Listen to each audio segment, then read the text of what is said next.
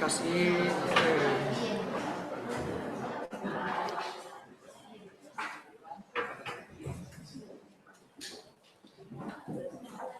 Podemos seguir agora con outra mesa na que daremos unha visión actual e pasada. Saben que a diacronía e a sincronía van a estar presentes durante toda esta tarde. Eu creo que son inevitables. Entendo que significan un reto para cada un dos relatores facer a análise do que está pasando e facer a revisión. Pero creo que é imprescindible. Agora vamos dar un repaso a dos aspectos moi concretos, a publicidade pura e dura e a lingua na publicidade. Para a primeira parte, temos o profesor Alberto da Fonte, que é doutor en Publicidade e Relacións Públicas e é profesor do Departamento de Comunicación Audiovisual e Publicidade da Facultade de Ciencias Sociais e de Comunicación da Universidade de Vigo. Tamén ten orientado moita da súa investigación cara a publicidade en xeral que se fai en Galicia e a que se fai tamén en galego. Está especializado nos contidos publicitarios en medios audiovisuais.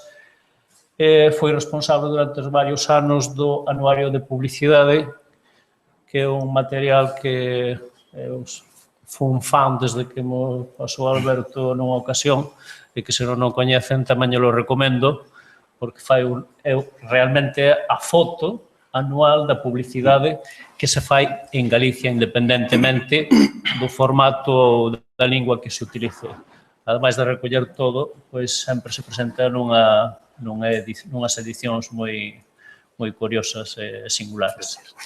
Cando queiras, Alberto. Moi ben, pois... Bueno, como de rigor, o primeiro é agradecer a que me convidou a estar aquí nestas xornadas. Francamente, un placer poder compartir con vos fundamentalmente as miñas impresións sobre este tema. Impresións que, obviamente, entendo que están fundadas en coñecemento, pero que non deixan de ser impresións, non? Ben, cando me propuxeron o título da mesa, pois, obviamente, reflexionei un pouco sobre o tema, vin cal era o título xeral da xornada, vin que estaría con Benigno Fernández Salgado na mesa tamén, ese que se centraría máis no galego, así que, digamos, o que vou tratar de facer é un pequeno repaso de 30 minutos de historia da publicidade en Galicia. O sea, entenderedes que xa teña que pedir disculpas de antemán por todo que me vou deixar fora, porque é absolutamente imposible desenvolver este tema adecuadamente en tan pouco tempo. Creo que a motivación principal da miña intervención confrontada coa de Beni será probablemente suscitar debate, por lo menos a mí o que me gustaría que sucedese, non sei se chegaremos a tanto. Entón, con esta orientación, o primeiro que quero é falar de prexuizos, vale? Tanto o galego, por un lado, como a publicidade, por outro, cando se mención habitualmente para darlle caña. O sea, con respecto ao galego, perdemos falantes, temos problemas para ter documentos nas linguas oficiais. Con respecto á publicidade, habitualmente, sae cando hai incumplimentos de códigos éticos, cando hai publicidade enganosa, etcétera. Cousas que, sen ser falsas, pois, ao mellor non son toda a composición del lugar. O sea, de entrada, temos quizá esa noción de que a publicidade é sexista, cando a nosa publicidade, o sea, cando a nosa sociedade non é en absoluto. A nosa sociedade está inmaculada, non hai ningún caso relacionado co sexismo, máis aló da publicidade. Por outra parte, tamén en moitas ocasións dice que a publicidade fomenta modelos estéticos pouco saudables. É algo que tamén é totalmente allego a nosa sociedade. Non existe ningún outro lugar que non sexa a publicidade. Só por dicir un máis de todos os que podería ser, a publicidade é enganosa cando, hoxe en día, na nosa sociedade non hai ningún caso de engano. Non hai preferentes, non hai tarxetas black, non hai absolutamente un caso de corrupción semanal. Isto non quere dicir que este justificando en absoluto, que a publicidade sexa sexista, que sexa enganosa. Obviamente non debería ser ninguna destas cousas. Pero teño a impresión de que na maior parte dos casos, cando centramos o foco, por exemplo, na publicidade en particular, parece que estamos en riba dun pedestal e que non temos os pés enlamados nós mesmos como sociedade e que non somos responsables en absoluto. Neste sentido, estes eran, digamos, os prexuizos xerais. Agora vou vos dar o meu prexuizo sobre isto. O meu particular é que, desde unha perspectiva histórica, eu teño a necesidade de clarificar como punto de vista o seguinte, que a publicidade reflicte os valores, o sea, non é tanto digamos, quen debe moralmente marcar os valores dunha sociedade. Eu creo que é moito máis un espello que reflicte os valores da sociedade que se dirigen as súas mensaxes. En ese sentido, tamén desde o meu punto de vista, será tan vanguardista culturalmente como sexan, por unha parte, a marca sobre a que fala, como esa marca queira, e como a audiencia, a sociedade a que se dirixe. Ben? Entón, en torno a estes dous polos,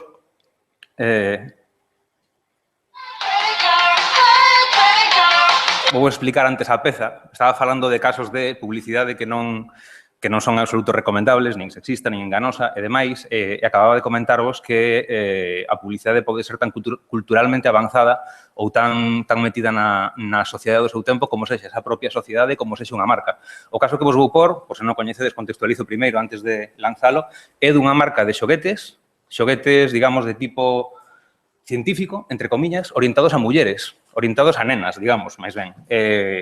O anuncio é unha especie de sátira cunha canción de Beastie Boys que tiveron que retirar porque non lle deron autorización finalmente para utilizala, no que alude a que cousas son xoguetes de nenas ou que cousas se supón que fan as nenas e que cousas son máis ben de nenos.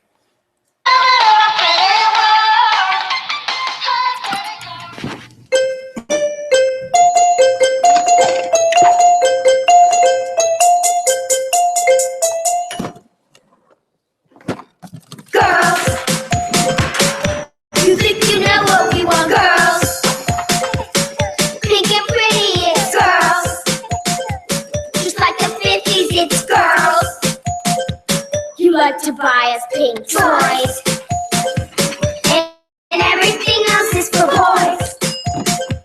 And you can always get us dolls, and we'll grow up like Apple Falls. It's time to change. We deserve to see a range, 'cause all our toys look just the same, and we would like to use our brains. We are all more than princess maids.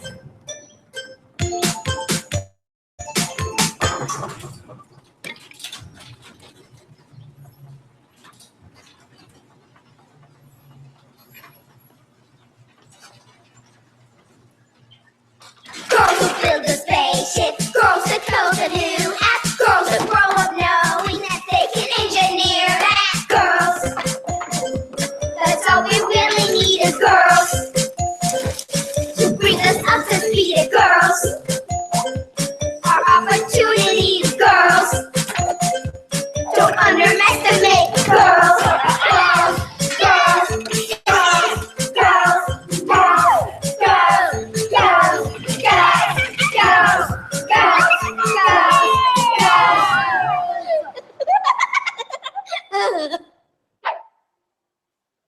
Ben, publicidade como esta pode existir na medida en que unha empresa, o creador dunha empresa, está comprometido con unhas determinadas ideas que están orientadas a proporcionarlle ás nenas, xa dende pequenas, unha serie de xoguetes un pouco alonxados do que son os canóns sexistas habituais de, bueno, que quizáis teñan certa incidencia en pouca vocación científica posterior dentro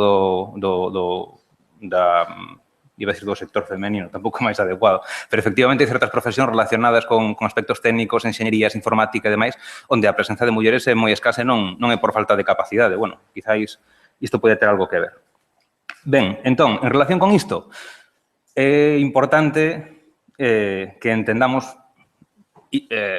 algo que considero fundamental con respecto á creación dunha marca. Habitualmente, cando estamos falando da publicidade dunha marca, referímonos a un aspecto, obviamente, claramente visible dunha empresa, non? Dentro destes aspectos de creación de marca que son moi visibles, temos cousas como o seu nome, como logotipo, como símbolo, etc. Son as cousas que moitas veces nos referimos como identidade corporativa. Moita xente, incluso mal, refírese a isto como identidade de marca ou imaxe de marca. Realmente, todo isto, que é a punta do iceberg, ten un sustrato que son elementos culturais. Quero dicir, hai toda unha filosofía detrás de por que se escolle un nome, de por que se fai unha determinada publicidade, e fundamentalmente este sustrato nutrese de dous componentes. O primeiro é o que ten que ver co emisor, aspectos culturais, digamos, relacionados co emisor das mensaxes, con esa empresa que quere comunicar algo sobre os seus produtos. E, por outra parte, temos os que teñen que ver co receptor. Con respecto ao emisor, cuestións como o país de orixe, a procedencia, en moitos casos condiciona o tipo de marca condiciona cousas como o logotipo, condiciona o tipo de publicidade, e isto é facilmente visible nos casos, o sea, no que se denomina o Country of Origin Effect, ¿no? Aqueles produtos que proceden de lugares que teñen xa unha imaxe de marca creada en torno a unha categoría completa, pues, como poden ser os casos da reloxería suiza, como pode ser o caso, antes falabades do difícil que podería ser vender o mellor algún viño con etiquetaxe, pues, non sei, rumana, non sei que idioma dicían en particular, pero obviamente temos unha certa noción de que o ron, chamémoslle de calidade, ou polo menos o que nos chega é fundamentalmente caribeño, dominicano, cubano, etc. E posiblemente un ron rumano tivese máis difícil meterse no mercado, simplemente porque non destaca, digamos, a imaxe do país relacionada con ese produto.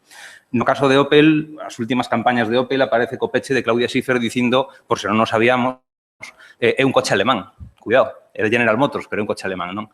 Entón, hai unhas cuestións de calidade relacionadas coa procedencia que moitas marcas tratan de, digamos, acaparar, capitalizar e que na medida en que son parte dun sustrato cultural poden repercutir posteriormente na comunicación que esa marca vai desenvolver, non? Esa é unha das posibilidades. A outra, estou simplificando bastante, é a ideoloxía do fundador. Do fundador, da fundadora, do colectivo empresarial que crea unha marca e que pois ten uns principios ideolóxicos claros. Por exemplo, no caso de Body Shop, fundado por unha persoa con fortes conviccións ecoloxistas, por unha muller concretamente, ten claro desde o principio que non vai testar os produtos con animais, por exemplo, que vai tratar de que no sistema de produción da súa cosmética pues, se respete o máximo posible os principios ecolóxicos. Iso é algo que condiciona o tipo de produto que fai, de entrada, por unha convicción ideolóxica, e por outra parte, tamén se terá que transmitir no tipo de comunicación que realiza, ¿no? Ou nas actividades de responsabilidade social corporativa. E, por outra banda, pues, puxen o caso de Goldie Blocks, que é a empresa da que vos puxen anteriormente o spot, é unha xente que ten claro, bueno, aparte, despois entraremos na parte comercial disto, ¿no? Que ten que haber un nicho de mercado para que isto funcione. Pero unha xente que, en principio, considera que non hai, que digamos que dentro do sector xogueteiro as mulleres non teñen digamos, o abanico tan amplo que mellor teñen os homes, neste sentido, xa desde pequeniñas, e tratan de crear un produto que supla esa necesidade. Tanto que porque poden detectar a necesidade como por unha cuestión ideolóxica. Ben, a outra parte dos aspectos culturais, prometo vos que xa empezo a falar de publicidade en Galicia rapidamente, a outra parte dos aspectos culturais ten que ver cos receptores, ten que ver coa sociedade que vai ser a que reciba esas mensaxes publicitarias. Quero dicir, ti como anunciante podes ter a ideoloxía que queiras, que como non atopes un mercado que sexa receptivo a esa ideoloxía en particular, o teu negocio vai finalizar. É algo así, non? Entón, hai que ter en conta que eses valores sociais son mutables ao longo do tempo. Non son algo que sexa permanente. E que a publicidade ao longo da súa historia ten respondido a eles. Hoxe en día non encontramos augas que destaquen que son as máis radioactivas do mundo. Non é algo que se destaque hoxe en día, pero houve unha época na que sí era positivo. Unha época na que a enerxía atómica, os rayos e demais eran algo tremendamente positivo relacionado co optimismo. E hoxe en día sería complicado vender marcas relacionadas con isto. Épocas nas que era fantástico para os nenos beber cervexa. Hoxe en día sería bastante complicado meter anuncios deste estilo, non? Épocas nas que podía estar, non digo mellor ben visto, pero por menos tolerado unha imaxe como a superior, non? Na que un marido reprendese a súa muller zoupándolle no cu. Bueno, ou calquer outro tipo de... O sea, só tedes que poñer en Google publicidade machista e encontraredes exemplos que no seu momento eran socialmente aceptados. Quero dicir, as marcas, a publicidade, podía facer isto porque a sociedade non lle parecía mal. Parecía yo normal. Ben, bueno, tamén puxen aí unhas bonitas estampas galegas que tamén teñen que ver co topicazo e co que nunha época determinada, pois, digamos que nos representaba dentro do conxunto de España, non? Ben, pois iso son, o que digo, valores sociais, convencións, certas cuestións que poden ser consideradas tabú, que se poden tocar ou non se poden tocar dentro do ámbito publicitario. Iso tampouco quere dicir que as marcas sigan sempre a dirección que marca a sociedade, quer dicir, unha marca moi conscientemente pode ir un pouco a contracorrente e dirixirse a un núcleo máis reducido que ten outro tipo de conviccións e topar así a súa liña de negocio. Por lo tanto, digamos que a actividade dunha marca, a súa publicidade particularmente, sempre serán o resultado de relacionar estas dúas esferas. Estes valores culturais que teñen que ver, por unha parte, co seu orixe, co seu fundador, coa súa filosofía empresarial, e, por outra parte, coa sociedade a que se van a dirixir. Sempre que isto poida garantir a viabilidade da empresa. Por iso dicía que tampouco todas as marcas van a por un nicho mayoritario de, digamos, de opinión pública. Alguna pode llevarle con un nicho máis reducido e poder desenvolver o seu modelo de negocio así. Entón, índonos un pouco ao ámbito do galego, que tratarei de non tocar demasiado porque é o teu terreo, se sacamos do mapa actual a publicidade en galego feita por administracións públicas, que é francamente mayoritaria, quedanos dúas opcións relacionadas cas dúas esferas anteriores. Por unha parte, quedanos a opción da publicidade en galego que está asociado a valores de marca dos fundadores, da empresa, algo así como nesta empresa facemos publicidade en galego porque é algo natural. Por que non íbamos facer? Estamos en Galicia, non? Por outra parte, a outra posibilidade que nos queda é a publicidade en galego, pois porque hai un mercado de consumidores que o valora, que se sinte máis afín á marca que emprega o noso idioma, e que, coas súas seleccións de consumo, reforce ese comportamento por parte da marca. O sea, permite que a marca, comportándose desa maneira, teña unha viabilidade comercial. Porque se estas dúas posibilidades, digamos, non funcionan, non se integran como unha engranaxe, por moita, digamos, ideoloxía que teño o fundador ou sentimento de que é positivo facer publicidade en galego, se non funciona a nivel de mercado, vai ser complicado que poida soster o seu negocio nestes termos, non? Por lo tanto, eu o que animo é a que como, o sea, por unha parte somos cidadáns, pero tamén somos consumidores, non? Se estamos implicados quizáis na comunicación en galego e demais, que tratemos de premiar, que simplemente o teñamos en conta a hora de facer as nosas eleccións. Iso non quere dicir que compremos produtos peores simplemente porque fan publicidade en galego, pero que coincide que temos produtos boísimos que fan publicidade en galego, non? Quizás esa é unha cuestión de pensar sobre o tema. Ben, con respecto ao título da miña intervención, falar de publicidade de Galicia, digamos que me fixo pensar de que teño que falar exactamente. O sea, a publicidade en galego é unha parte da publicidade de Galicia, pero non é todo. A publicidade feita en Galicia é unha parte da publicidade de Galicia, pero hai moitas empresas galegas que non usan axencias galegas. E iso, publicidade de Galicia, bueno, son as nosas marcas.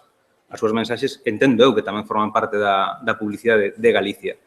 Por outra parte, podemos considerar a publicidade de Galicia a publicidade feita por galegos. Temos moitos galegos traballando aquí e tamén temos moitísimos galegos traballando en publicidade fora, moitísimos. Entre eles, moitos exalumnos da nosa facultade en particular. A publicidade feita para galegos, feita tanto por marcas galegas como por marcas que non son galegas. Marcas que non son galegas que tratan de, digamos, relacionarse cun... Pois non se chama moita atención, por exemplo, no caso da telefonía, internet, etcétera, que parece que como R ten copado aquí ou está moi ben posicionado no mercado galego, de repente veñen Orange ou ven Telefónica ou demais a facernos promocións especiais porque somos empresarios galegos ou cousas deste estilo que hai uns anos creo que non se vían tanto, vaya. E tamén podería entrar dentro do saco a publicidade feita sobre Galicia. As imaxes, algunhas das que puxo o profesor Alberto Pena de Galicia Calidade, falan sobre Galicia. En moitos casos falan sobre Galicia para un mercado exterior, non para un mercado interno, non para os galegos. E tamén está aí a comunicación sobre marcas galegas. Quero dicir que, cando me vin ante todo este panorama, a selección de que vos iba a contar a partir de agora foi francamente complicada.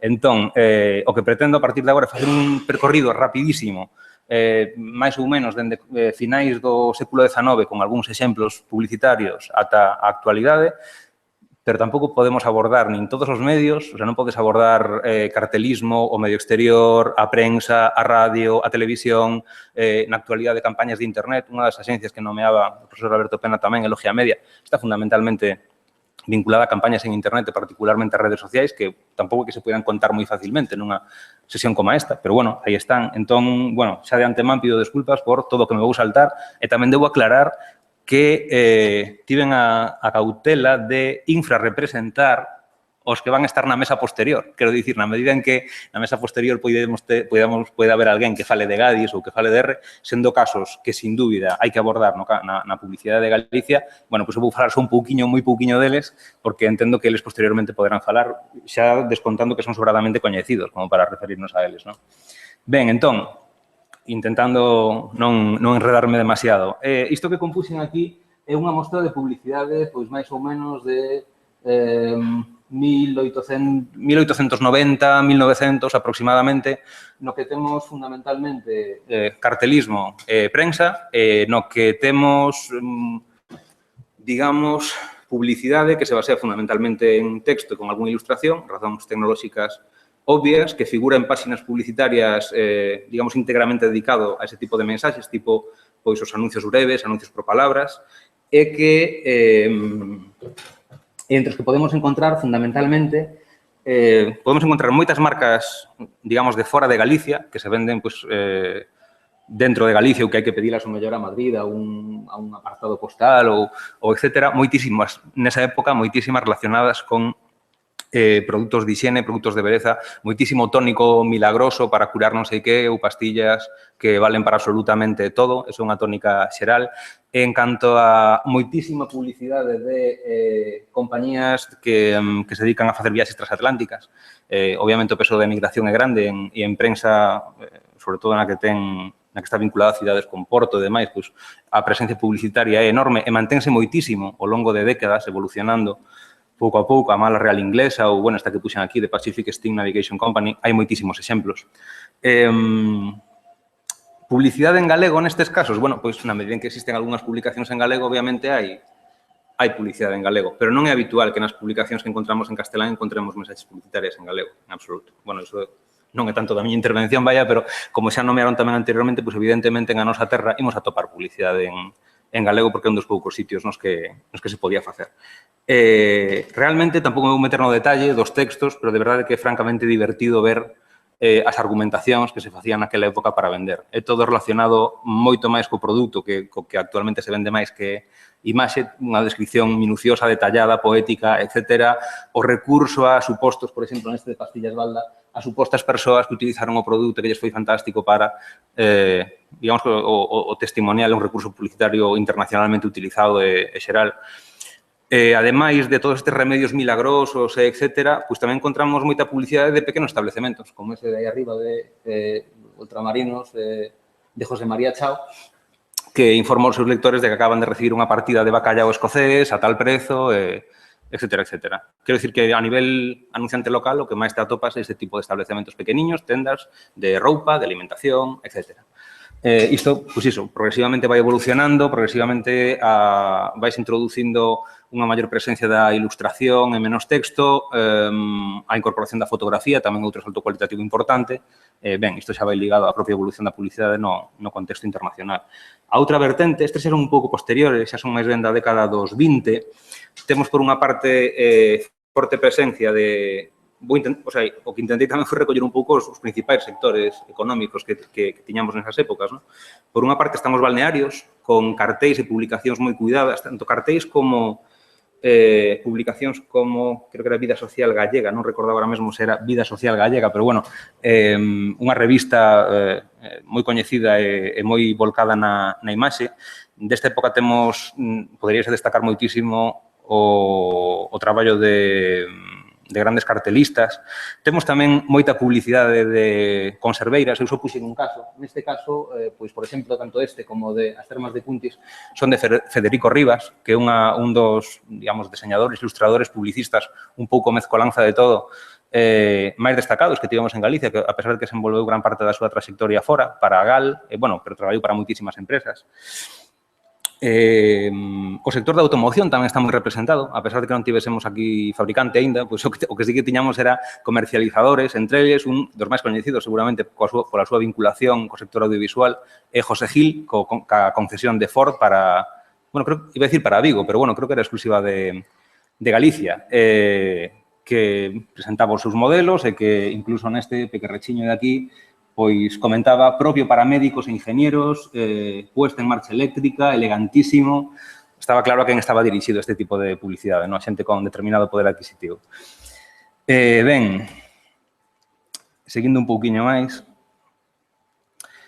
xa pasando desta década 20, 30, pois seguramente casos moi que habería que destacar, tanto dentro do punto de vista do deseño en sí como dentro da publicidade, é toda a produción cartelística alrededor do Estatuto de Autonomía. Tampouco me vou deter demasiado neste aspecto, pero desde logo é algo que forma parte da publicidade / propaganda, estamos aí un pouco polo medio, pero que desde logo é destacable coa implicación de moitos asesorados artistas, pois Baliño, Castelao, Maside, non recordo agora mesmo o do Polo, tanto ten. Ben, por outra parte, digamos que esa década dos 30, despois 40, período de guerra civil e demais, dá lugar a, por unha parte, a un período económico francamente complicado, con desabastecemento, con moitos sectores productivos que se ven perxudicados. Digamos que neses primeiros momentos pois hai obvias dificultades económicas que que se van superando pois, en torno aos 60 e demais, pero podemos atopar, por unha parte, as empresas que non puxen moitos exemplos, digamos, do período de dictadura, pero sí que hai moitas empresas que o que mostran é, pois, digamos, a súa adhesión ao réximo, o período de paz, ou etcétera, ou simplemente mensaxes como este da industria conserveira de Galicia, radicada en Vigo, de en estos tiempos difíciles. ¿No? Pues nesta época, un dos argumentos de venta, por exemplo, do mercado das conservas é o moitísimo que alimentan e o baratas que son. ¿No? A maneira de poder ter un consumo enerxético potente con poucos cartos. ¿No? Tamén un período nos 50, cando moitas das conserveiras estánse en pleno período de expansión, por eso esta publicidade de algo de bien recibidas en todo el mundo. ¿No? Ben, seguimos por aquí. Nos 60 é bastante interesante o que sucede ca industria láctea, ca obrigatoriedade de, digamos, de medidas hixiénicas, pasteurización, as centrais leiteiras, etcétera. Por iso, desta década, saquei estas cousiñas de Larsa, de Leima, en relación tamén, o comentaba antes, de como é a sociedade nunha época determinada, este de arriba de Leima, leche hervida, leche sin vitaminas. Era bo que non tivese vitaminas naquela época, cando hoxe en día o que fan é engadilas artificialmente o leite. Pois así imos cambiando. Digamos que houve unha certa batalla entre as leiteiras tradicionais, que seguían, digamos, a moitos establecementos. Non era un monopolio, pero moitos establecementos preferían vender o leite da leiteira tradicional que o das centrais productoras. Entón, pois aí Leima tamén dicía, se le niegan en su establecimiento habitual a leche Leima, comuníquelo a la central lechera, podemos asegurarle el abastecimiento. En plan, se os distribuidores non che permiten hacer o noso produto, ti dinos lo que nos podremos. Bueno, chegou un punto no que xa se fixo insostible, impuxéronse as centrais leiteiras e listo. Bueno, exemplos hai moitísimos máis. No caso de algunha outra empresa, pois, por exemplo, Feiraco, que creo que funciona dende os 60 aproximadamente, pois prácticamente atos 80 non fai publicidade. Quero dicir que estivo máis metida nun proceso interno de creación. Quero dicir que non sempre as empresas que máis non son na actualidade, ainda que fosen antigas, invertiron en publicidade no seu momento ou de creación ou de desenvolvemento. Ben, seguindo con un pouco de maneira cronolóxica con algúns sectores, ata agora non tocara Pescanova, e Pescanova, desde logo, foi unha das empresas máis importantes que, digo, foi xa en pasado, vaya, que tivemos en Galicia. Estes son uns exemplos de aproximadamente finais dos 60, 70, se non me equivoco, podría abundarse moitísimo máis, pero, bueno, digamos que non me podo meter en todo. Hai moita publicidade tamén de todo o que ten que ver ca industria navieira, todos os servizos auxiliares. Antes referíame simplemente ás viaxes transoceánicas, pero, obviamente, todo o que ten que ver coa construcción e reparación de navíos tamén ten unha presencia publicitaria, moitas veces en revistas específicas do sector, obviamente, porque tampouco é un produto de gran consumo, ni moitísimo menos. E seleccionei un par de exemplos, bueno, un tamén que é, tristemente, moi tópico galego, digamos, de cando un monte se quema, algo suyo se quema, cantas campañas antiincendios non teremos visto aquí, lamentablemente. E xa nesta época, este uso de morriña, unha tarifa antimorriña de Iberia, promocionando os seus voos a Galicia, creo que era Madrid, Galicia, concretamente, e tamén el caserío, utilizando que morriña me dá dejar Pontevedra. Xa temos casos de empresas que non son galegas directamente, pero que están buscando meterse un pouquiño no corazonciño, ¿no? Buscando ese público a través non do idioma concretamente, pero sí de algo tan particular como a morriña, en xeral. Tirando xa rapidamente, dende os 80 para a actualidade, ben, pois, por décadas, digamos, 80, 90, 2000, gustaríame destacar 3 institucións ou sociedades ou demais que creo que serviron para dar un pulo ao sector, ao mellor non ao sector concretamente publicitario, pero sí que axudaron ou sí que teñen un oco no panorama publicitario galego. Por unha parte está a Televisión de Galicia, que obviamente favoreceu unha maior produción audiovisual, particularmente no noso idioma. E iso é algo que sen que existise esta xente, posiblemente non se tivese dado, polo menos dunha maneira tan acelerada ou tan evidente. Por outra parte, e veremos algúns exemplos clásicos publicitarios desa época, máis ou menos, está a Facultade de Ciencias Sociais e da Comunicación, que pon en marcha o título de Publicidade de Relacións Públicas. Aí estamos a punto de facer 20 anos actualmente, de maneira que xa existe, dende esa época, en Galicia unha facultade que está formando a profesionais para o sector publicitario, tanto galego como, xa digo, que temos moitos exalumnos traballando en Madrid, bueno, en outros países tamén, vaya, pero E que facilita, por unha parte, formar a profesionais, non quere dicir que quen estivese traballando antes en publicidade non fose profesional, ni moitísimo menos, pero sí que é certo que o que permite dar unha formación específica a xente que, ao cabo duns anos, acabou montando as propias empresas ou integrándose en algunhas das máis exitosas que temos na actualidade. E, por outra parte, tamén permitiu desenvolver unha actividade investigadora relacionada coa publicidade, da que se encargaron, pois, obviamente, en principio, os pioneiros, os que puxeron en marcha a titulación e se deron conta de que o da publicidade en Galicia estaba pouco investigado, máis alá destes estudios que dan un pouco fuste a estas xornadas iniciais tamén da década dos 90, e dos que hai que destacar pois, as investigacións feitas polo propio profesor Alberto Pena, que nesa época tamén foi, non sei se xa no primeiro ano da creación da facultade, pero prácticamente estivo aí dende os inicios, e que, como el mesmo dixo, pois, ten colaborado particularmente co Consello da Cultura Galega na elaboración dos informes sobre a situación da publicidade en Galicia. Tarefa na que tamén o ten acompañado en diversas ocasións, por exemplo, en Matorres, que é a nosa actual decana. Non? E, por outra parte, xa saltando a década a seguinte, a 2000, pois, modestamente, está a contribución da que máis podo formar parte, máis alá da propia facultade, que é Creatividade Galega, como digamos, comentou Paulino, tratas en principio dunha idea un pouco tola, digamos, de Jesús Pérez Soane, compañero meu de facultade, que decide que, digamos, sempre nos falan das axencias, digamos, por volume de facturación. Cando vemos a presencia de axencias en revistas, habitualmente, quen máis cartos ten, máis grande pon o anuncio, máis sabemos deles, non? E non sería posible facer unha publicación na que, independentemente do tamaño que teña a túa axencia, aparezan as pezas que se consideran mellores das que fixeches.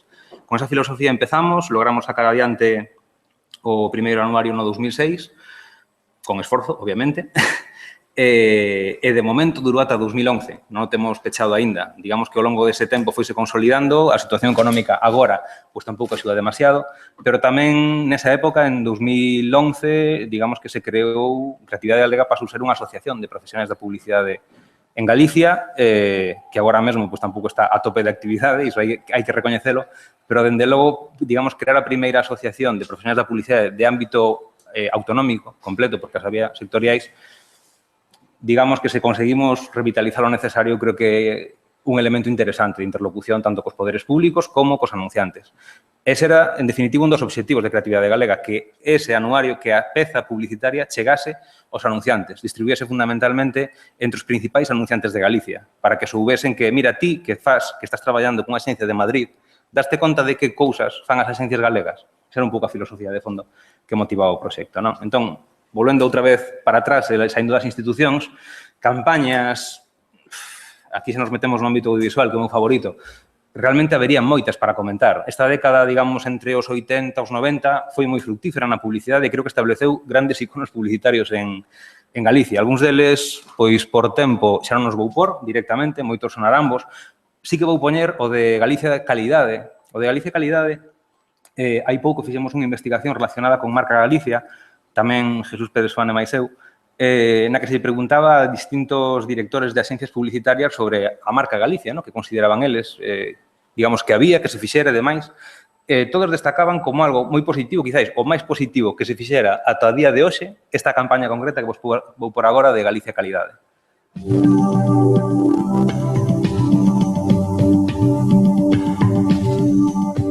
Italiana.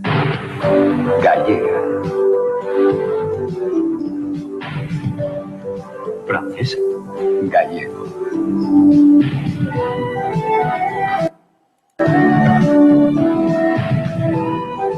Canadiense. Gallego. Holandesas. Gallegas. Gallego. Gallego. Algo se mueve en Galicia que rompe tópicos. Productos gallegos, el desafío de Galicia. Bueno, algo que así a priori, sen máis, como simple espectador, vos parecía bo para a nosa autoestima, non? De repente, falabas de Galicia en termos moi positivos e por que non íamos competir con eses prexuizos ou con ese country of origin effect de outros lugares, non? Ben, por outra parte, pois tamén nos 90 o anuncio inaugural de R é outra das cousas que temos seguramente máis gravadas na memoria.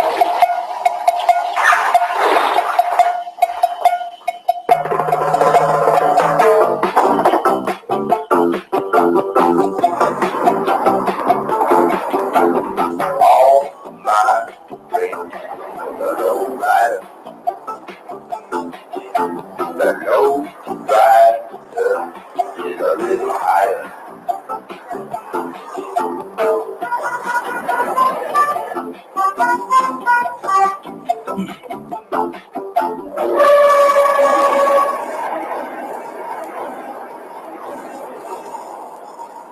Jerry, è un poco diferente.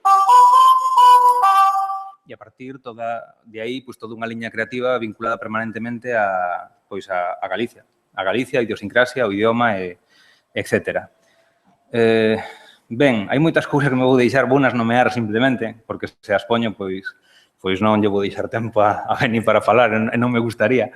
Que seleccionei por aquí? Pois, por exemplo, nesta liña inferior o que hai unha pequena trayectoria de publicidade de Estrella Galicia. Obviamente, outro dos iconos empresariais e productivos da nosa comunidade. Está o mítico da estrela que se forma nas dunas. Bueno, o mellor os máis novos que estén aquí tampouco os van recordar, pero podedes buscarlos en YouTube, vaya. Está un que me encanta, que ese sí que vou poñer.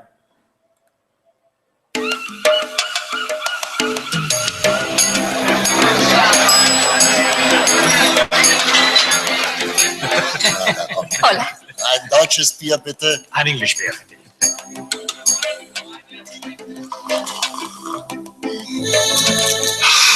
Das ist gute Qualität. But this is the best. ¿Y tú? La misma que han tomado ellos. Cuando la calidad llega hasta las estrellas, es natural que todos la elijan como la mejor. Estrella Galicia, tu buena estrella. ¿Estrella? No, estrella. Ben, é unha campaña que entronca directamente digamos, co leitmotiv de Galicia e calidade, non? Vendía unha cousa realmente moi similar. Vou pasar todo vou pasar o da Fiesta Jolgorrio, que tamén é outro dos máis míticos de Estrella Galicia, que podes tamén localizar facilmente, no que facían xa unha vinculación máis concreta. Isto é unha cousa que, digamos, é transversal, ou que pretendía que fose na miña intervención, se non me estivese eu mesmo apurando tanto, que é o de unha publicidade tanto de produtos, empresas galegas, como de empresas que non o son, que tratan de capitalizar esa relación con Galicia. Hai empresas que o fixeron durante algún tempo e últimamente diluíuse un pouco, empresas que o están facendo agora. Para basar este discurso ou estas afirmacións, pois voume saltar algúns destes spots. Estrella Galicia, bueno, xa deixando de lado de que o seu propio nome inclúa a palabra Galiza, o sea que dificilmente faga a publicidade que faga, vas desvincular completamente o produto da comunidade. Cando fai o seu salto, digamos, a nivel estatal para adquirir maior cuota de mercado, etc., fai unha campaña que racha un pouco co anterior, sigo facendo de imaxe esta, empeza cunha liña que do que máis vou sonar agora é o de exageradamente buena, que co que teñen estado estes últimos anos, pero que comeza con deberíamos conocernos. Vale, esta campaña que teño aquí, que agora non vos porei, pero hai, digamos, aí un corte, e actualmente a última campaña que están facendo non está facendo unha axencia galega. Sigo un pouco con esa onda de exageradamente buena. É unha campaña relacionada con a maior parte das veces que quedamos para tomar unha caña non o facemos. Pois imos intentar facelo, non? Vai por aí, pero digamos que rachou un pouco esa liña creativa que viña mantendo anteriormente. Antes de esta, pois non sei, falo de memoria, igual é de 2011. Esta que, digamos, supuxe un pequeno salto porque, obviamente, queríanse adaptar a outro mercado e cambiaron un pouco o discurso. Temos tamén o caso de Cabreiroá, vale? Cabreiroá, aquí está este é o anuncio do Zahorí, seguramente a xente da miña quinte posteriormente o recorde. He dedicado mi vida a encontrar los mejores manantiales, el agua más pura. Un saber que mi padre aprendió del suyo y que...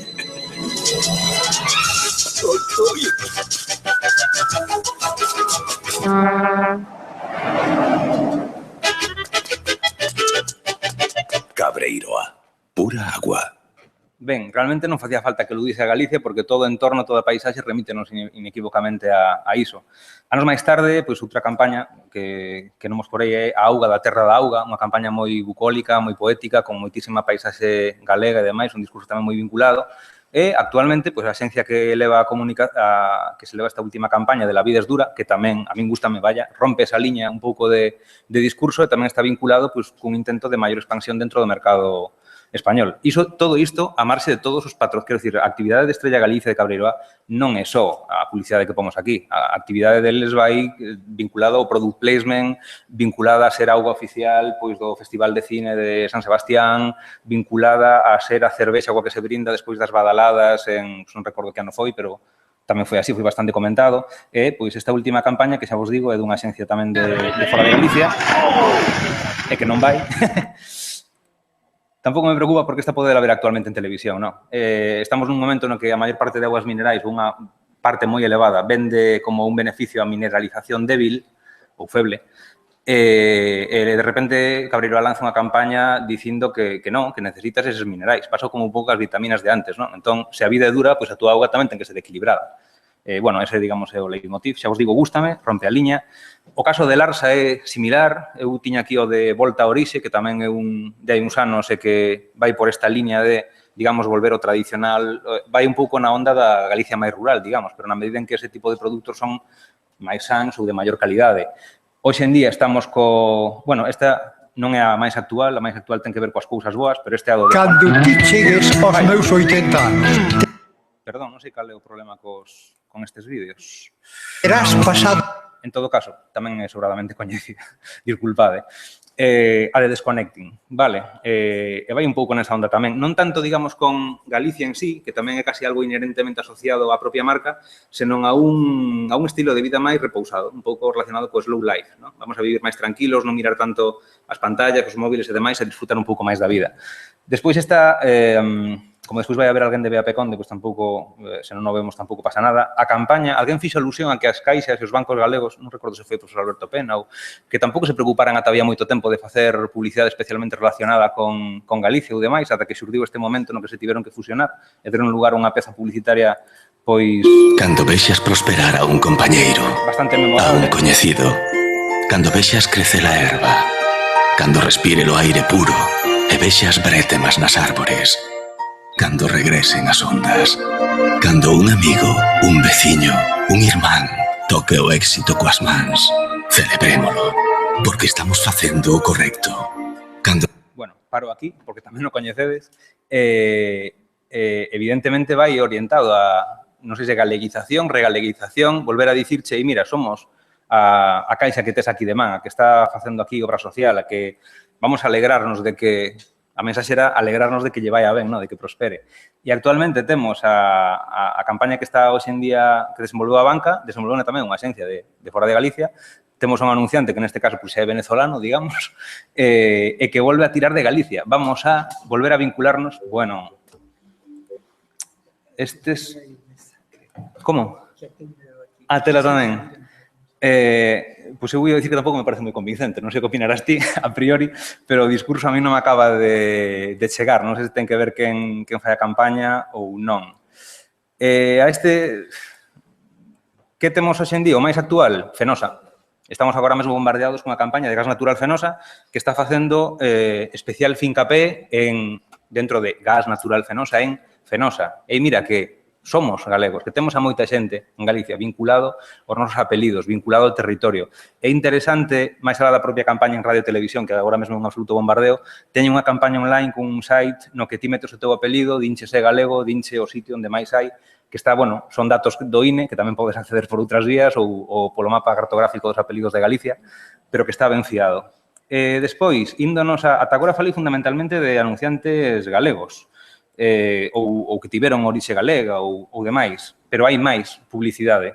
Entón, creo que é interesante ver, por exemplo, esta, que é unha campaña desenvolvida en Facebook a través dun xogo. Esta é a presentación nada máis, presentación que debemos facer para un concurso de Sex Invaders. No.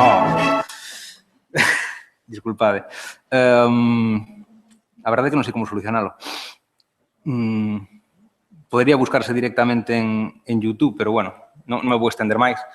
A que vos iba a poñer para finalizar eran esa de Sex Invaders, que é un xogo para Facebook orientado a difundir os perigos das enfermidades de transmisión sexual, unha campaña, en realidad, para a Xunta de Galicia. Vistes que procurei evitar as campañas institucionais neste percorrido, a pesar de que, pois, nunha revisión máis profunda da publicidade de Galicia sería inevitable.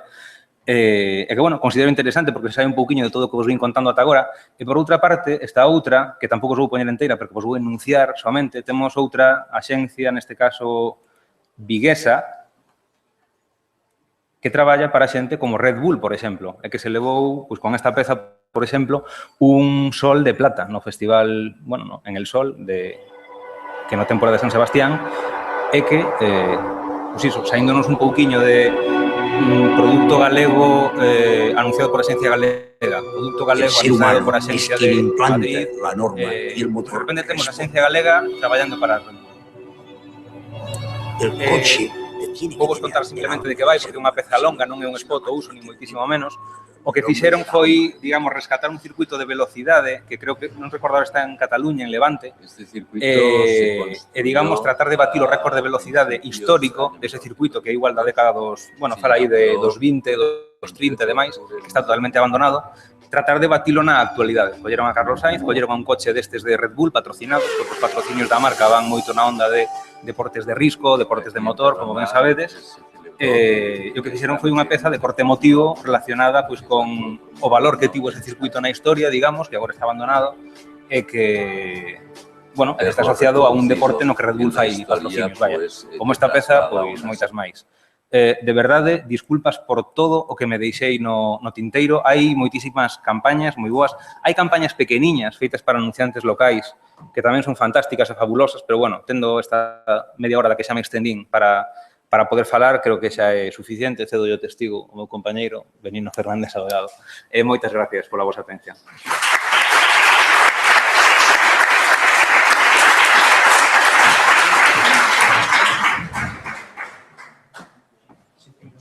Disculpas polo que deixaches no tinteiro, nos agradecemos o que nos contaches. Para encargarse da parte lingüística, a ser Benigno Fernández Salgado, doutor en Filoloxía pola Universidade de Oxford. Benigno traballou en diferentes disciplinas lingüísticas, sobre todo moito na lexicográfica, na gramatical, pero unha parte importante da súa investigación sempre foi a sociolingüística desde o primeiro momento. Ele está hoxe aquí tamén por eso, porque é profesor de lingua galega na Facultade de Ciencias Sociais de Comunicación da Universidade de Vigo, polo tanto, dalles a materia de lingua galega aos futuros publicistas, e ten feito incluso algún traballo concreto como a que o uso da lingua galega na publicidade da Televisión de Galicia, que aproveitamos para decir, recollendo un pouquinho tamén o que dixo tamén Alberto, que seguramente a Televisión de Galicia explica moito da evolución e da realidade que podemos hoxe analizar. Cando queiras, Benigno. Vale. Gracias, Paulino, pola presentación. Grazas tamén a Xosé López pola invitación.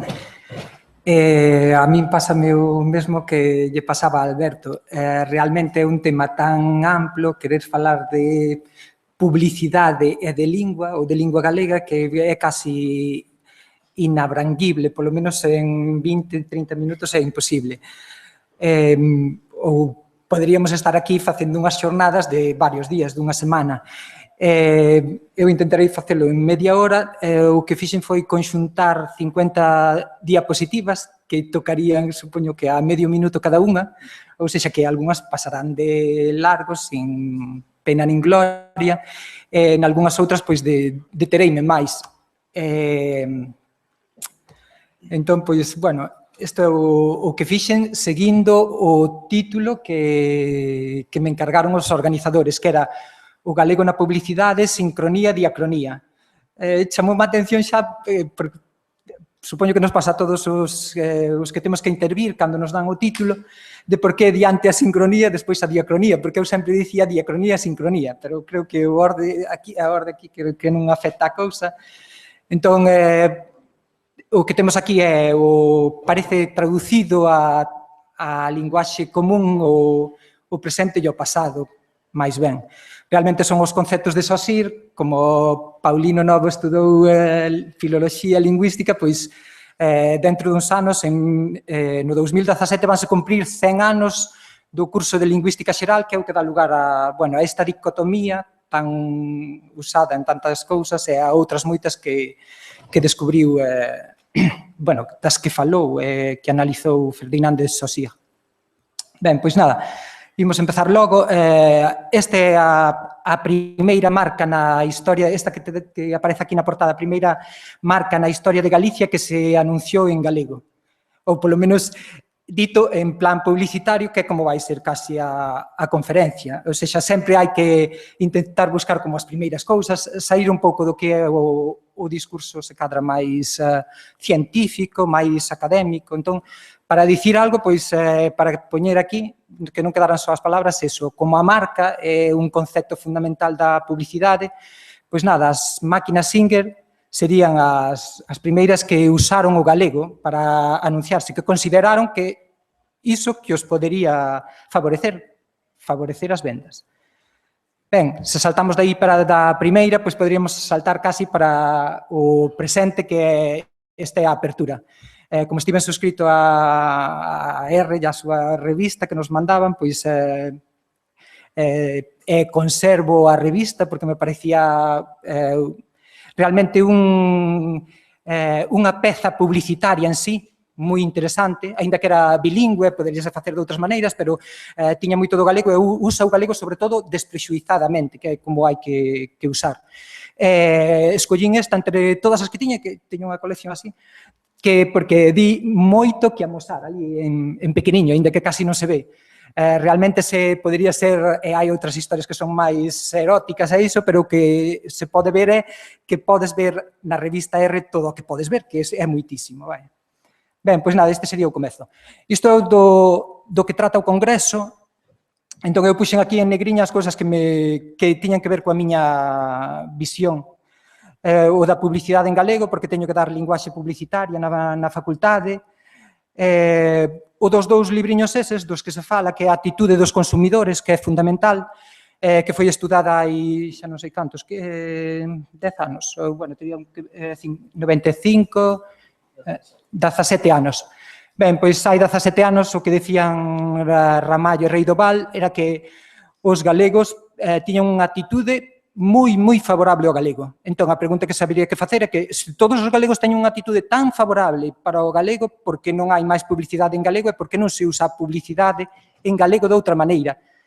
Entón, sentan as bases de todo o que se fixo posteriormente, pero habería que facer moito máis.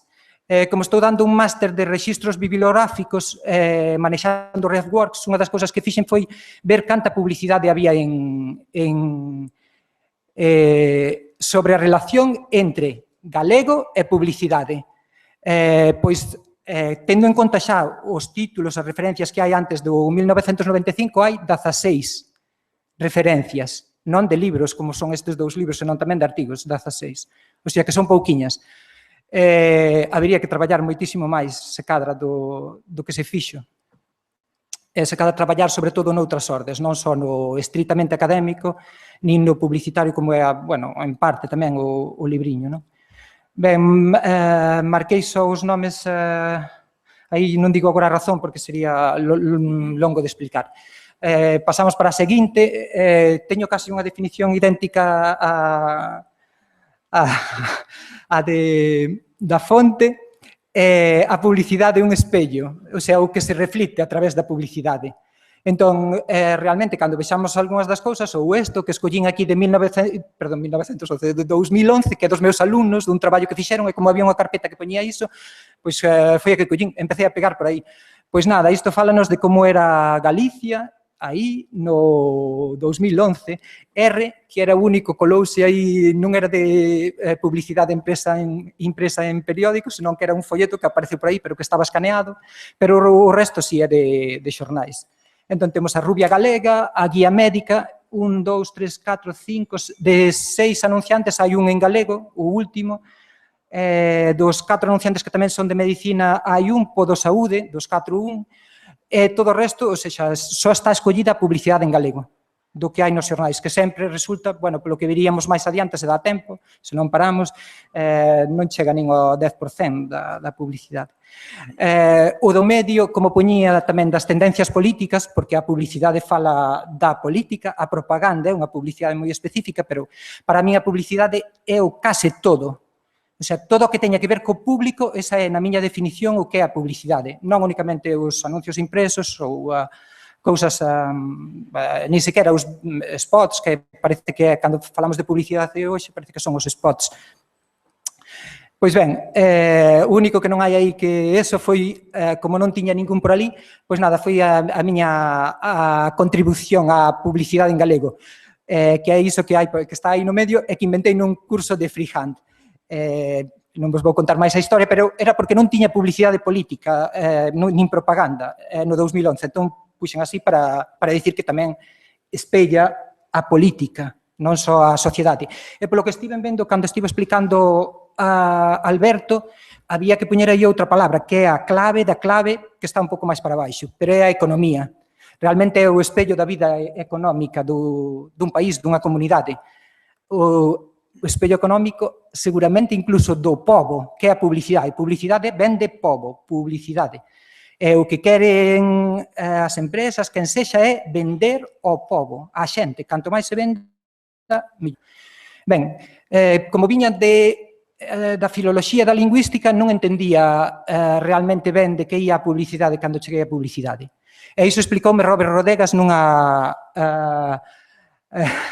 meeting, nunhas xornadas que houbo, que me dixo en que consistía e para que era, e porque me preocupaba tanto pola lingua, porque a mí mandaronme falar tamén, a única vez que me invitaron na vida, en Galicia, a falar da publicidade, en galego. Pois eu falaba do galego e da publicidade, pero non te intereses pola lingua, o importante na publicidade non é iso, é vender. E deixoume, despois de todo o discurso que tivera, ou seja, increíble, foi como un xarro de auga. Pero ben, despois respondínlle dicíndolle que, bueno, algo diso sabía, con un esquema tripartito que é o de aprendín a lección. A publicidade ten unha única finalidade, e non é só vender, senón que é vender, vender, vender. Ese é o esquema tripartito da retórica da publicidade. Non hai outro. Todo o resto, ou seja, podemos nos quedar nas imaxes bonitas, na rubia, na vaca rubia, todo iso, pero non hai máis. Como vou falar de lingua, pareceme gravísimo o que apareceu aquí en Praza Pública, que realmente responde ao Instituto Galego de Estatística, aínda que a interpretación periodística duns datos. É que é o que lle está pasando ao galego. Esta sí que é unha notición, deixa de ser a lingua habitual da maioría da poboación. Ata hai pouco éramos maioría os que falábamos galego, agora xa non somos. Sí que se estendeu moito, o sea, toda a parte central esta de xente que usa ás veces o galego e ás veces o castelán. É certo, cada vez somos unha sociedade máis bilingüe, pero é bilingüe residualmente para o galego. E iso é o importante. Non se vai aumentando a faixa esa de amarelo que hai aí, de ás veces, que fala galego ás veces. Ben, pois isto sí que o ten que ter en conta a Secretaría Xeral de Política Lingüística, polo que nos corresponde a nós e polo que veremos tamén o da publicidade. É a última, esa sí que a teño que pasar porque é a última transparencia, a 50, así que imos seguir. Ese código poderíamos ir porque son o 573013, que é o que responde cada unha desas, pero non imos explicar nada máis disso. Como ten que ver o de vender coas empresas e co mundo empresarial, pois collín aí de Formoso, que foi a única case que se dedicou a estudar o galego na empresa, que é a primeira gráfica que aparece por aí, o que se gastaba dende o 1987 ao 1999, ao 2000, e despois empeza o seguinte, do 2004 ata agora, o 2014. Entón, é o que se dedica a lingua e cultura en Galicia. E iso son subvencións. Non é significativo, porque hai outras moitas cousas e outros moitos gastos e todo iso, pero é significativo en que se gastan os cartos. E a industria publicitaria forma parte das industrias culturais tamén. As industrias relacionadas, todas as culturais, a prensa, todo iso está relacionado. Moitas veces subvencionase a prensa e outro tipo de cousa a través da publicidade. Se como vedes, se partimos do que decía do que se decía anteriormente co da crise, bueno, o que pasa con Galicia, aquí sí que hai unha crise de cabalo, vaya, ou seja, podes nos dicir que hai poucos cartos e que temos que descender, pero iso quere dicir que realmente temos que ver en que gastamos os cartos, se os imos gastar xa se cadra, ou sea, na economía tradicional do galego, ou dos galegos, perdón, ou noutro tipo de economías relacionadas coa cultura e coa lingua. E digo isto porque bueno, teria que desenvolverlo máis, non? Pero, como estive en Inglaterra, as dúas grandes industrias no Reino Unido son a historia e a lingua, que é do que viven co turismo, da historia e da lingua. A lingua, bueno, teñena desenvolvida, ou seja, podes comprar un curso para nenos de 11 anos e medio, de 11 anos e medio que non saiban mover a páxina 15. Véndese todo. Ou seja, que por vender, que era o que dicíamos antes, poderíamos vender moitas cousas, pero ese é o principal, hai que ter algo que vender. Ou seja, é iso, porque senón, ou seja, publicidade, pola publicidade, se non hai o produto, non serve de nada. Así que, ou seja, temos que ver que queremos vender e como imos facer. Isto era polo das relacións públicas, que para min tamén é publicidade, todo dentro do mesmo paquete, e era para dicir como cambiaron as cousas, e o pouco que se anunciaban, pero como xa deu os datos tamén anteriormente, pois xa imos seguir para diante. Sigue o moito que se progresou do 2003 ao 2014, entón no 2003 relacionado con Pontevedra era o 21%, agora no 2014, con relación ás 25 cidades ou os 25 maiores concellos, agora todos teñen gabinete, o 76%. O sea que, como vedes, avanzouse moito, porque hai tamén eso, hai unha facultade, temos a 100 profesionais por ano, 100 e pico, que necesitan tamén traballar e todo iso, non? Entón, agora aquí temos que facer, bueno, como nos decían o da diacronía, pois é un repaso histórico que vou pasar de corrido tamén, aínda que foi casi o único traballo de investigación que fixen para isto. O resto é o que penso, o que fago nas clases, o que leo e todo iso. Entón, o que fixen foi desde o Catón Compostelano, onde non hai publicidade, o Idólatra, bueno, de toda unha lista que é de meu irmán, ou seja, que me servín dela, que son 6 follas enteiras con todas as publicacións que houbo nas que aparece o galego, acompañado ás veces do castelán. Ou seja, que en el Eco de Galicia, menos el Catón Compostelano, que un gadiñeu a maiores, pero era porque me apareceu na mediateca de eso, todo o resto realmente, ou seja, hai partes dos periódicos que son en galego. Entón, non temos publicidade, cando aparece a publicidade, pois aparece, como era de esperar, aparece a publicidade en español. Por que aparece en español? Pola alfabetización. Os galegos eran analfabetos en galego, aunque quixeran, non poderían. Ou seja, que iso é, ou seja, pasando do pasado para o presente, é o que nos interesa tamén. Ou seja, se queremos volver a facer analfabetos aos galegos, que iso é interesante ver que facemos, porque senón o de anunciarse en galego mellor, ou seja, dicirlle a xente que, ou seja, non hai que ver o que se fai, vai, non hai que... Ben, pois nada, seguimos con La Pequeña Patria, La Patria, aí hai os anuncios que son en castelán, que se anuncia literatura, os dous de Murguía, a historia de Galicia, iso, pasamos para o regional, case é o mesmo tipo de publicidade que se viu aquí antes, tamén en castelán, aquí temos o primeiro periódico, semanario, no que aparece en galego. Antes dixen na portada que era a primeira marca que aparecía. Realmente, o primeiro anuncio en galego non foi eso. O primeiro anuncio en galego foi un anuncio de literatura para vender libros. E o que fixo Lamas Carvajal foi no primeiro número do Tío Marcos da Portela, aquel cachiño pequeno que está ali de espiñas, follas e flores, ese é realmente o primeiro anuncio. Se pensamos que non houbo antes, isto é como unha hipótese de que a publicidade en galego apareceu na prensa en galego. Ainda que podería aparecerse cada na outra prensa en bilingüe, pero eu non mirei páxina por páxina. Entón, foi para dicir que o que se empezou vendendo en galego foron os libros, que é moi interesante. Ou seja, é moi decente. Entón, aquí temos as máquinas, que era o que aparecía antes, e un anuncio que tamén foi porque me fixo, porque hai pouquísima publicidade, vaya, no Tío Marcos, pero algo hai, entón tamén, ou seja, os balnearios xa empezaban a estar de moda, entón anuncianse tamén os balnearios. En Ourense. No galiciano pasa o mesmo, a publicidade en galego, non en prosa, como é hoxe, senón en verso, na Monteira idéntico, aparece o mesmo tipo, tamén aparece outra vez ali a Singer esa, a máquina para coser, anunciase o primeiro dicionario en galego, co Cubeiro Piñol, bueno, hai de todo. Pasamos para a Coruña, que o outro era viaxando polas cidades galegas, onde parecía que se debía falar máis galego que na Coruña, porque na Coruña temos a revista gallega, e de onde sai o galeguismo, realmente, o que desembocaría no nacionalismo das irmandades, e, sin embargo, pois non, eran castelán falantes, e Murguía e Rosalía falaban en castelán entre eles, vai, era así. Entón, na nosa terra, que como empeza, cando é regionalista, non na época despois do 17, pois anuncianse todos os anuncios que hai aí, eses son todos en castelán tamén. Ainda que o periódico incluía galego, pero era en... A nosa prensa estaría incompleta se non se viaxara a América, e aí está parte da nosa cultura, que hai que reivindicar e reconxuntar de alguna maneira. Empezan tamén anunciándose en castelán, pero tamén aparecen despois en galego. Realmente é a mesma cultura, a que se fai ali e a daqui. Confusións despois diferentes, que iso tamén é moi interesante.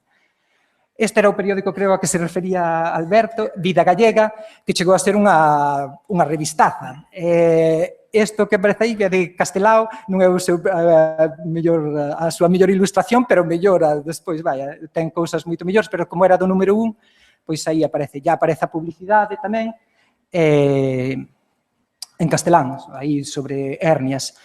Sigo con Vida Gallega, o da outra vez as dúas Galicias, como se conectaban, como a prensa colabora realmente a emigración, é así, ou seja, había tantos intereses, eran intereses que están todos aínda bastante por estudar, o Estado español interesáballe moitísimo, as navieiras, as que había galegas tamén, pero había navieiras tamén estranxeiras, moitas delas, que son as compañías estas, que tamén cotizaban para poderen pasar por Galicia e levar os nosos emigrantes por aí, non? Entón, como a arte forma parte deste paquete que é o da publicidade. Aí tedes a un pintor, Román Navarro, coruñés. Bueno, isto está estudado por Xosé Ramón Barreiro.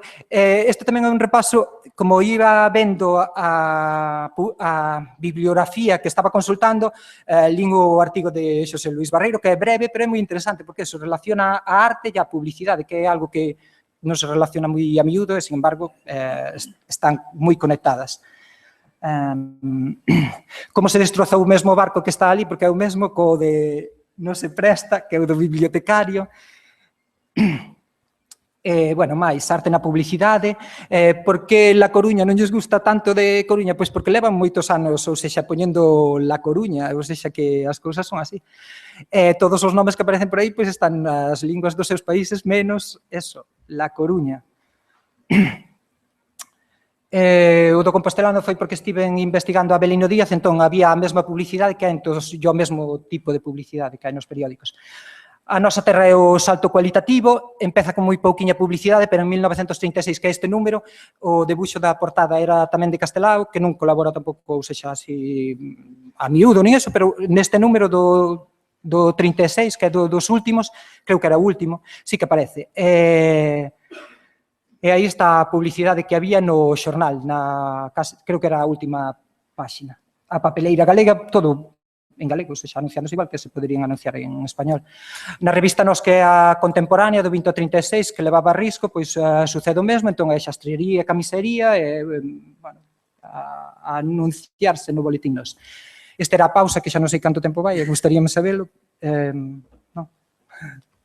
Bueno, como xa sabía que quería saber se tiña que pasar... Sigo. Libremente. O caso era saber se non só manda a mesa, senón que tamén manda a xente. Ben, pois nada, imos facer o descanso, xa viste que Cabreiro aí anunciábase en castelán, pero tamén se anuncia en galego. Esta era... Depende do medio, o sea, depende dos anunciantes e dos receptores para os que se manda. Ou seja, eu sentindo moito, bueno, discordaría, o do público, de para quen falas é fundamental. O sea, os ingleses cadra o viño, pois depende que viño, pero tamén lo hai que vender en inglés, vaya, eso eu teño clarísimo. O sea, vaya, aí sí que poderíamos, o sea, cando usalo e todo iso, non? Entón, bueno, pois aquí está Cabreiroa coa auga da terra da auga, co xenitivo escalonado que parece que é... Cabreiroa é Ourense? Pois nada, igual, sí, igual ca Otero Pedrallo, non? A auga da terra da auga, da. Bueno, pois nada. Así que algo hai cultural. Ben, este é o estudo ese de... porque vimos cambiar. Realmente aquí o lapso que hai, que parei, pero é porque para todo casi en España. O sea, para co 36 e é unha debacle, casi 40 anos, 39, ou desde o que se contamos en Galicia, dentro do 36. Entón, claro, o sea, realmente o público restrinxese a publicidade, restrinxese, creo que dunha maneira, o sea, sen liberdade, como pode haber publicidade. Pois nada, imos para Ramallo e Rei do Val, que isto é o que nos diga que, eso, todo o mundo 53 máis 30, o sea, todos os galegos están de acordo coa publicidade en galego.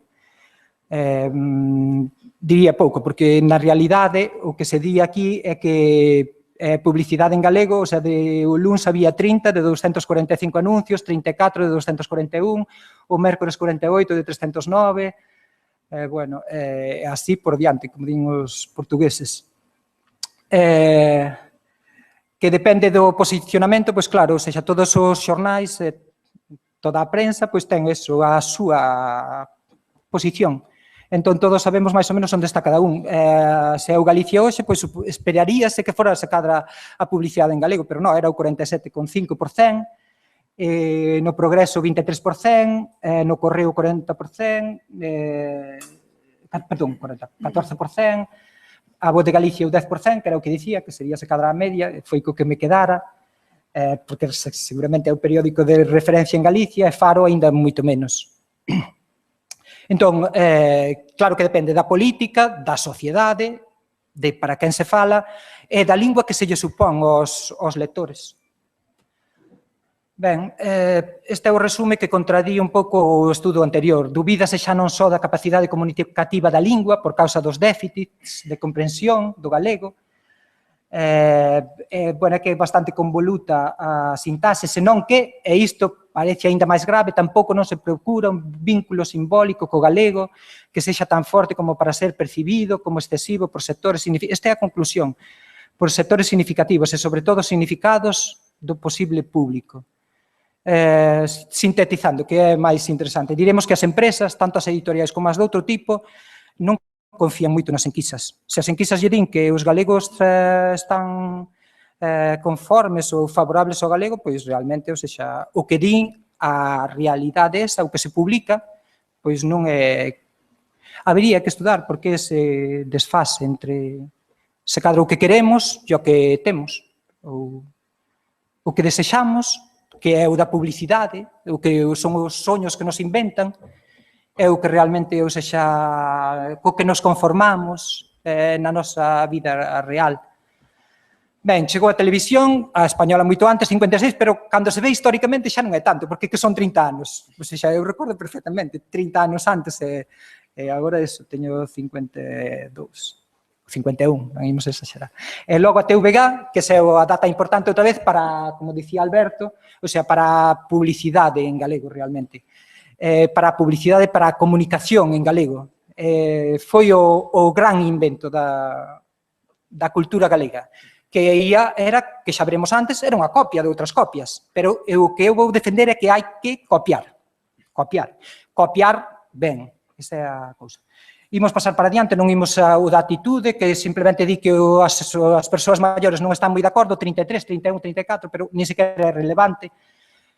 E isto engadina a última hora, hoxe, porque dime conta de que metía cousas de todo o mundo e que non estaba metendo ningunha cousa miña, e que foi o que me preguntou o periodista que me entrevistou no Correo, que era canta publicidade hai. Os estudos cuantitativos son moi convincentes. De feito, eu descubrín unha figura retórica que non aparece en ningún manual de retórica, que se chama numeralización. E hai anuncios moi bons, feitos só a partir de números. Ves, os números ás veces convencen, pero despois, bueno, poderíamos cuestionales un pouco máis, vaya. E os estudos cuantitativos, sobre todo sociolingüísticos e outros tipos tamén. Pero ben, para saber como está o panorama, pois non metín as gráficas esas que son, bueno, máis coloridas e eso, senón algo estrutural tamén aí. Xa vedes, só galego o 36%, perdón, o 30% e só castelán o 46%, e o resto pois son variables entre o que se fala, o que se escribe, etc. etc. O sea que é o 30% da publicidade da televisión galega. E despois o resto, a mitade da publicidade en castelán e o resto con predominio, bueno, máis ou menos equitativo das dúas linguas. Este foi o estudo que fixen e o que se reivindicaba era que, porque era para dicir, ben, eso de que se chama Action Research, investigación-acción. Ben, pois vemos como está o panorama e ti propós que hai algo que cambiar. O que propoñía era que a publicidade na televisión de Galicia tiña que cumplir o que decía o seu regulamento porque eu estivera ali, que sabía que decía que tiña que ser mayoritariamente en galego. O 30%, visto dende agora, cando se lle suma o bilingüe, estaba fenomenal. Isto hai, bueno, é do 2005 o estudo, o sea que xa hai 5, 7, 8, bueno, 8 anos ou os que sexan. Hoxe moito peor, non volvo a facer estudos destes, porque o que fixen o outro día, pois antes de ver o telexornal, contas como son os anuncios, pois había 13 en castelán, 2 en galego e 1 en inglés. Entón, o sea, xa che di, moito peor que agora, neste momento en que eu estudei. Entón, bueno, que sería? Bueno, vamos ao tema de compromiso ou negocio, podémoslo saltar, porque é o que aparece por internet. Eu, como xa vos dixen, xa aprendín a lección do negocio. Entón, imos co de Vivamos como galegos, porque era como falar da publicidade en galego. Pois nada, eu creo que o anuncio paradigmático da publicidade en galego pois é Vivamos como galegos. Eso preguntas a calquera persoa por aí, faz unha enquisa, non hai ninguén que non o vira, todo o mundo o coñece, realmente pois foi un bombazo cando saiu. O sea, renovouno todo. Estaba dicindo o que todo o mundo supostamente sabía, estaba facendo unha comedia de moitas cousas, unha épica de outras tantas, e eso, unha especie de melodrama que chegou a xente. Bueno, isto da campaña máis descargada da publicidade forma parte da publicidade de... Non sei se saltar aí, porque non sei como salta, se salta para despois volver.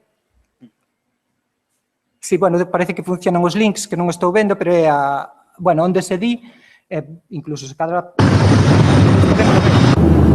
Como aquí en ningún sitio. A xente aínda é amable. Ten pouco estrés. O qué? Por aí fora é diferente. ¿Qué tal? Aquí, por el 5º metro del día. Como non imos sentirnos ben aquí? Se aquí están as mellores praias do mundo. Esa mellor tortilla do planeta é a da miña nai. É a da miña nai. É a da miña nai. Somos optimistas por natureza. Para nós todo é bueno. Hai calor. Bueno. Hai frío. Bueno. E a familia que tal, ben? Bueno. Somos positivos. Ademais, os galegos nunca nos trabucamos. Vas caer. Podemos ir xantar a casa e ver... Coñecedelo todo, non o imos seguir vendo.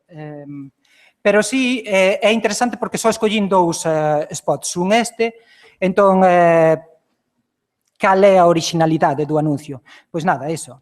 Leo por aquí, todo ten as súas orixes, moitas veces mestizas. Cando falamos da identidade, neste caso é a identidade de tipo esencialista, pois é o que somos propiamente os galegos.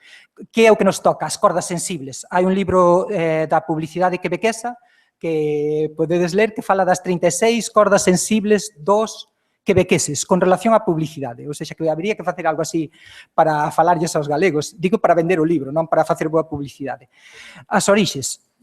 Pois nada, o concepto é argentino, ou seja, pero nós temos contacto con Argentina, un contacto privilexiado, a execución sí que ten outra tradición, o da arenga a cabalo é a arenga en sí, ou seja, forma parte da cultura occidental, e cal é a originalidade? De onde ven o que é novo, o que é original? Pois ás veces, eso, impórtase, outras veces tradúcese, outras veces conxúntase, outras veces fusiónase, etcétera, etcétera. O que dicían aquí nese pequeniño é, Xavier, é que tal en lugar de traducir, non pasamos a importar? Dá menos traballo. Bueno, xa vedes que está escrito en lusista, o que propón é traducir, importar. Bueno, eu como son traductor, eu sempre defendería a traducción. O sea, como facer noso o que é de fora. Como domesticar, como traer para a casa. O de importar está moi ben. Eu creo que temos que importar moitas cousas, pero recordade o de exportar. Temos que ter algo que vender para que sexa en galego. Iso é o máis importante. Se quixéramos ver de onde sai o anuncio, pois sai deste, o bromista da cerveza Schneider, que non imos ver aquí, pero é clavado, a mitade del. A outra mitade non é, ou seja, polas razóns que sexan. Un era para os argentinos e outro era para os galegos. Falan do mesmo, si soy como soy por algo es, que cada uno sea lo que es, lo que importa es lo que sos, vos sos, todo vai sobre a identidade. Eu do cabalo e a arenga tamén aparece no outro, pero xa digo, eu defendería o da secuela, iso, poderíamos seguir falando del, e o da regra, que creo que se cadra, ou seja, é para demostrar que non estou dicindo algo que non pense, que non lle digo aos alumnos que hai que copiar, ao contrario de moitos outros profesores. Este é o concepto de originalidade, que se cadra, bueno, está en inglés, pero é o que lles poño aos alumnos, se funciona, que é de Jim Jarmusch, que é as 5 regras de ouro, ou non regras, do movie making. E a quinta, que é a que poderíamos traducir, é nada é original, rouba de onde poidas, pero aquilo que che resoe en ti con inspiración ou que alimente a túa imaginación, devora vellos filmes, novos filmes, música, libros, pinturas, fotografías, poemas, soños, conversas ao show, arquitectura, pontes, sinais de tráfico, o que sexa. Se faz isto, o teu traballo e o teu roubo será auténtico. A autenticidade é invaluable, non ten prezo. A originalidade non existe, non existe, a originalidade non existe. E non te preocupes concealing, agochando, ocultando o teu roubo, celebra-o se che parece. En calquera caso, recorda sempre, e isto é o importante, o que dixo Jean-Luc Godard. Fixadevos que quen fala é Jim Jarmusch e quen vai acabar falando é Jean-Luc Godard, que é outro cineasta. E di, non é, isto é o importante, non é de onde colles as cousas, senón para onde as levas. Non é de onde colles as cousas, senón para onde as levas. E iso sí que, vaya, bueno, moi importante.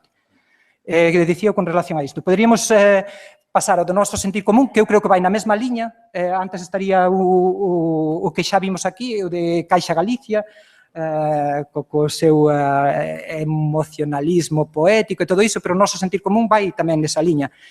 Pero na liña que parte, eu creo, de Vivamos como galegos e que ten ese desenvolvemento que vaya, poderíamos. Por que poño isto? Pois porque o que souben foi que Raúl Constenla é quen o fixo, foi alumno noso, ou seja, que de publicidade. Claro que non o fixo que sea historia, non, por iso di aí o compromiso, que é o que quere demostrar, ou seja, co uso do galego e co noso sentir común, que é boísimo, pareceme, ou sea, realmente o sentir común pareceme un eslogan, un titular genial. Fixadevos de que fala, do común e do sentir, que é o emocional, que era a liña que sai, pero que se explota, ou seja, neso. Nuestro corazón seguirá en Galicia, como ben falan os sudamericanos, que é o novo dono da banca, pero nunha entrevista, pero a publicidade fixos en Madrid, aparecer en Shackleton, ou en Barcelona, non se sabe ben, hai varias fontes, e por iso, bueno, eso que puxen aí in the making, puxen correndo, non sei ni se é verdadeiro inglés, pero vaya, que sei que el participou, e o logo, pois tamén, aparecer deseñouse fora de Galicia. Como estaba co de copiar, pois ás veces, bueno, o da banca poderá gustar máis ou menos, pero todo o mundo se ten que inspirar en algo, vai, aí cos serifes. E isto que poderíamos analizar, que é bo, que non está falando porque o coñezo, os pais ensinaronlle castelán, sin embargo, despois el asumiu o galego, comigo falou en galego, acabou tendo unha moza en galego, despois xa non ten esa moza, pero era favorable, dialogante co galego. E acaba facendo, se el fixo isto, o sea, cousas que ás veces quitémonos la morriña de ter un banco que fará todo contando contigo. Poderíamos ver o spot, aí hai un anacoluto, ou, bueno, algo que non se entende, ou que disona, pero dentro do que é o anuncio en sí, todo acaba tendo sentido. E ás veces a distorsión esa que eu vexo, por exemplo, en castelán falantes que usan o galego, pois temos que estar dispostos a ese tipo de distorsión. O sea, se creemos que isto vaya para adiante, pois sí. O sea, pode gustar máis ou menos, a min gustame outro tipo de cousa, pero é interesante. Todo o mundo ten que probar sorte e sacar o seu acento e a súa zona.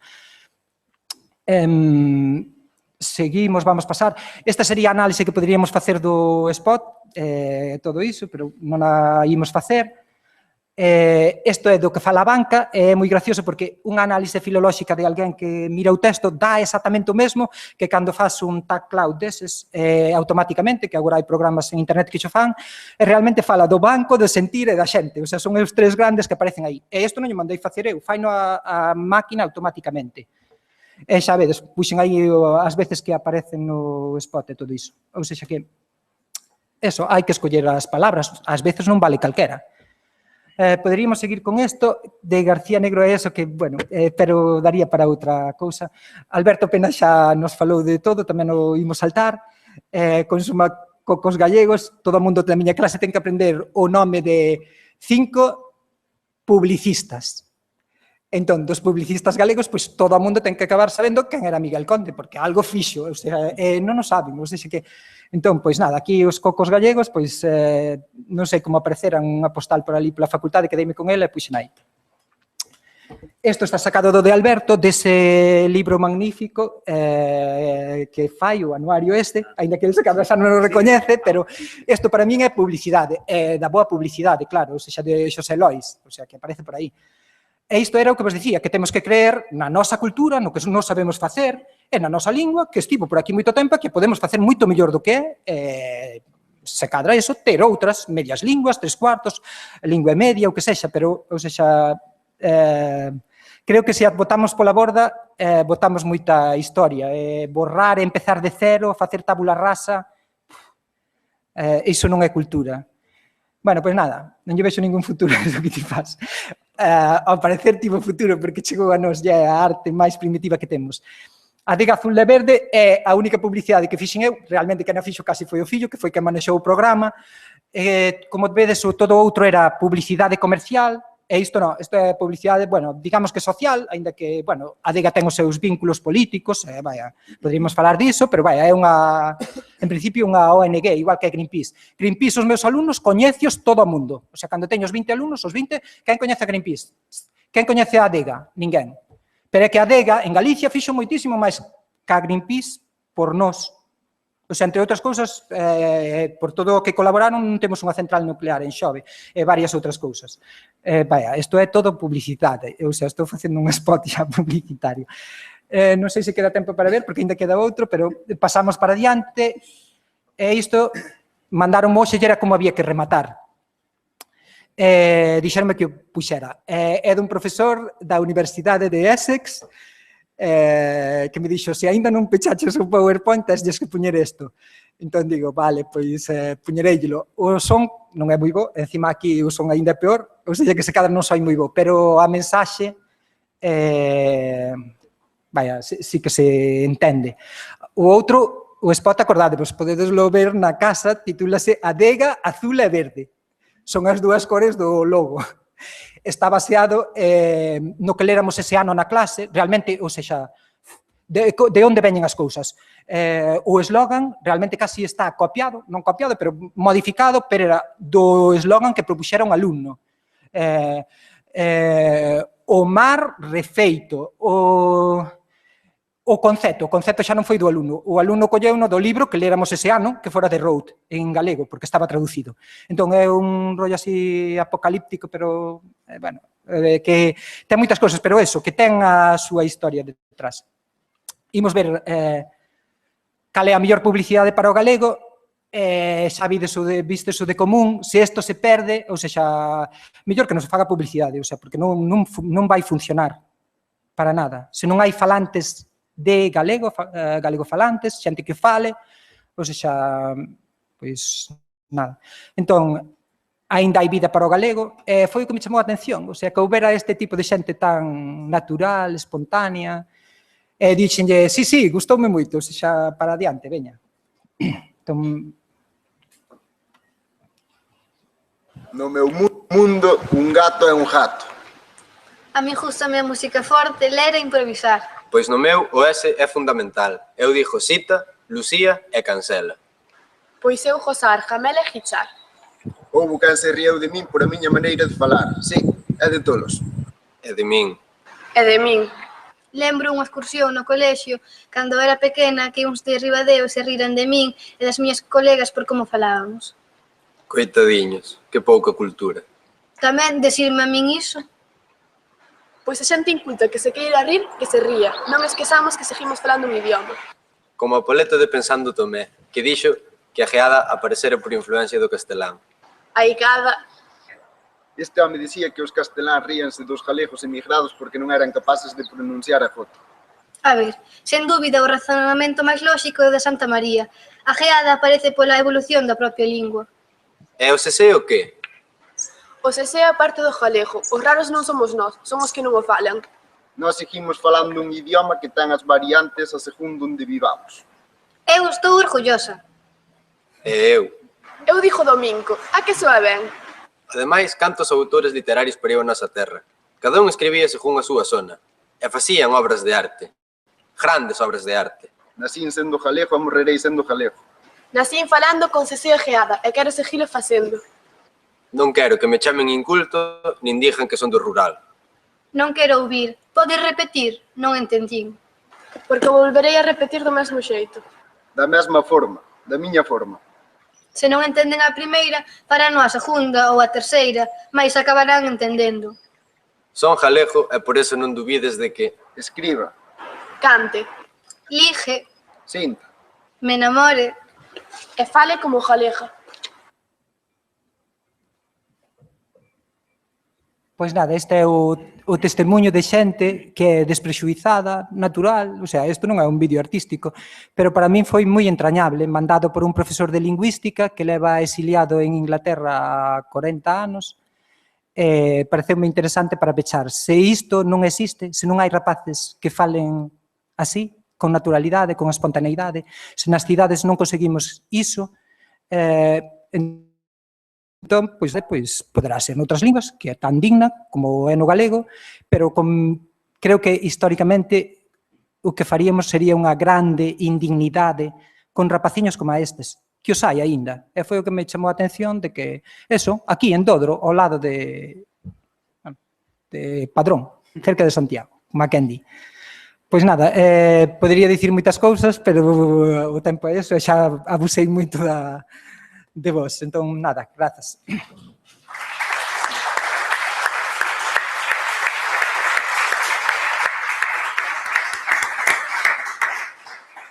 Se queren facer algunha pregunta para un debate, non temos tempo, pero para algunha pregunta rápida pode haber. Bueno, pois entón paramos outros 5 minutiños para cambiar de mesa e seguimos logo.